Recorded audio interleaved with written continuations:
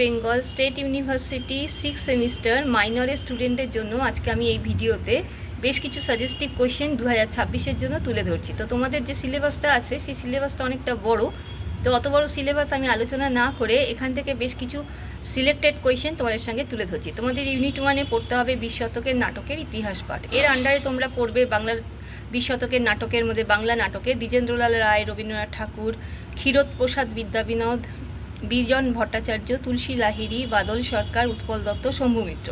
এরপরে ইউনিট 2-তে তোমাদের পড়তে হবে দ্বিজেন্দ্রলাল রায়ের চন্দ্রগুপ্ত, এই ঐতিহাসিক নাটক। এখান থেকে আমি বেশ কিছু সিলেক্টেড কোয়েশ্চেন দেখো তোমাদের সামনে দিয়ে দিচ্ছি। চন্দ্রগুপ্ত নাটকে চন্দ্রগুপ্তের চরিত্র, সংলাপ, নামকরণ, মূল ভাব আর গানের ভূমিকা। এরপরে ইউনিট 3-তে তোমাদের রয়েছে 20 শতকের কথাসাহিত্যে ইতিহাসের পাঠ। এর মধ্যে তোমাদের দুটো পার্ট আছে, একটা হচ্ছে উপন্যাস, একটা ছোট গল্প। উপন্যাসের মধ্যে তোমরা পড়বে মানিক বন্দ্যোপাধ্যায়, বিভূতিভূষণ বন্দ্যোপাধ্যায়, সতীনাথ ভাদুরী, আশাপূর্ণা দেবী, শরৎচন্দ্র চট্টোপাধ্যায়। আর ছোট গল্পের মধ্যে রেডি করবে আশাপূর্ণা দেবী, তারাশঙ্কর বন্দ্যোপাধ্যায় আর ছোট গল্পকার প্রভাত কুমার মুখোপাধ্যায়।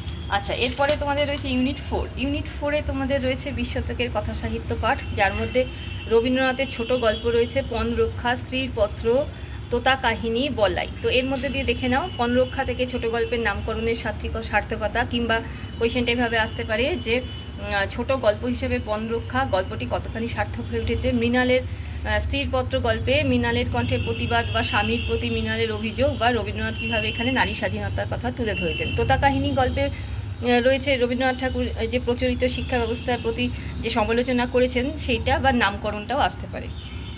বলাইয়ে রয়েছে বলাই গল্পে বলাই চরিত্রটি কীভাবে প্রকৃতির সাথে একাত্ম হয়ে উঠেছে লেখো। এবার 5 নম্বরে বেশ কিছু টিকা ইউনিট 1 থেকে করবে, ছেঁড়া তার, বাকি ইতিহাস, শাহজাহান এবং ইন্দ্রজিৎ, রক্তকরবী, নবান্ন, ডাকঘর, ব্যারিকেড, ফেরারি ফৌজ। আচ্ছা, তারপরে ইউনিট 2 থেকে আমি আর কিছু শর্ট কোয়েশ্চেন দিলাম না, যেহেতু ওই চন্দ্রগুপ্তটা অনেকটা বড় ঐতিহাসিক নাটক, ওর ভিতর থেকে যে কী শর্ট কোয়েশ্চেন দেবে লাইন তুলে, সেটা তোমাদের পড়তে গেলে কিন্তু অনেক বেশি পরিমাণ পড়তে হবে।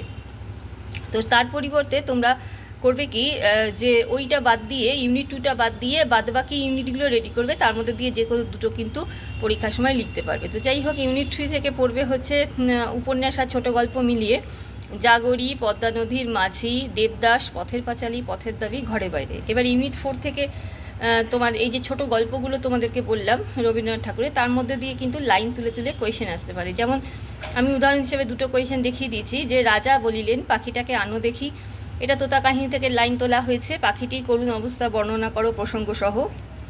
বা আবার আসতে পারে যে আমায় কেউ কোনো দিন বিদায় দেয়নি, আমি নিজেই বিদায় নিলাম, এটা ধরো স্ত্রীর পত্র থেকে দিয়েছে, এখানে কোন পরিস্থিতিতে মৃণাল এই সিদ্ধান্ত নিয়েছিল। তো এরকম কিন্তু যখন এই রবীন্দ্রনাথ ঠাকুরের ছোটো গল্পগুলো পড়বে ইউনিট 4-এ, সেখানে কিন্তু পড়ার সময় লাইনগুলোকে আন্ডারলাইন করে নেবে বা একটু চিনে নেবে যে এই লাইনগুলো, তো সেই লাইনগুলো তুলে কিন্তু প্রশ্ন আসতে পারে। আর আরেকটা কথা হচ্ছে যে এই ইউনিট 4-এ তোমাদের যেটা আছে 20 শতকের কথা সাহিত্য পাঠ, এখানে কিন্তু দুটো পার্ট আছে। একটা হচ্ছে এই রবীন্দ্রনাথ ঠাকুরের ছোটো গল্প, যেগুলো আমি দেখিয়ে দিলাম, এর সঙ্গে অথবা করে রয়েছে 1084 মা যে উপন্যাসটা, সেটা তো সেইটা একটু কঠিন হয়ে যাবে বলে অথবা করে তোমাদের থাকবে, হয় তোমরা ছোটো গল্প অ্যাটেন্ড করবে, নয়তো 1084 মার উপন্যাস থেকে কোয়েশ্চেন।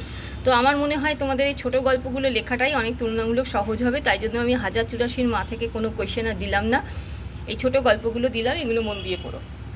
ভিডিওটা শেষ করছি। তো এর আগে আমি বলে রাখি যে আমি এই পাশের সাবজেক্টগুলো আর্টসের তোমাদের অতি অল্প টিউশন ফিস নিয়ে মাসে 250 টাকা করে আমি কিন্তু গুগল মিটে একটা টিউশন পড়িয়ে থাকি, প্রাইভেট টিউশন, সপ্তাহে 1 দিন করে। আর যারা টিউশন পড়ার সময় করতে পারছো না, তো তারা কিন্তু চাইলে নোটসও আমি পাঠিয়ে দিই। তো যাই হোক, যদি তোমাদের টিউশন লাগে, প্রাইভেট টিউশন লাগে বা নোটসগুলো দরকার হয় কোয়েশ্চেনে, তাহলে অবশ্যই আমার হোয়াটসঅ্যাপ নাম্বার 8697036024 এই নাম্বারে কিন্তু আমার সঙ্গে যোগাযোগ করো। তো ভিডিওটা এখানেই শেষ করলাম। যারা নতুন দেখছো অবশ্যই চ্যানেলটিকে সাবস্ক্রাইব করে রেখো, আর কিছু জানার থাকলে কমেন্ট করো, আর ভালো লাগলে কিন্তু ভিডিওটাকে অবশ্যই লাইক করো।